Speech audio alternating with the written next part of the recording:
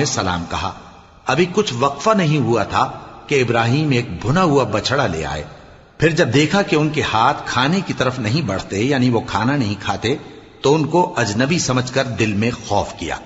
फरिश्तों ने कहा कि खौफ न कीजिए, हम कौम लूत की तरफ उनके हलाक करने को भेजे गए हैं।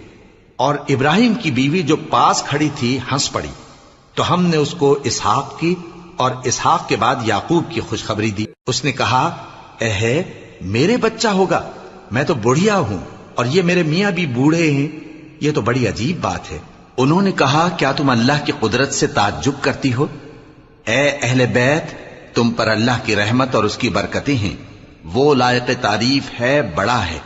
फिर जब इब्राहिम से खौफ जाता रहा और उनको खुशखबरी भी मिल गई, तो कौम लूत के बारे में लगे हमसे बहस करने। बेशक इब्राहिम बड़े तहम्मुल वाले, नर्म दिल और रुजू करने वाले थे।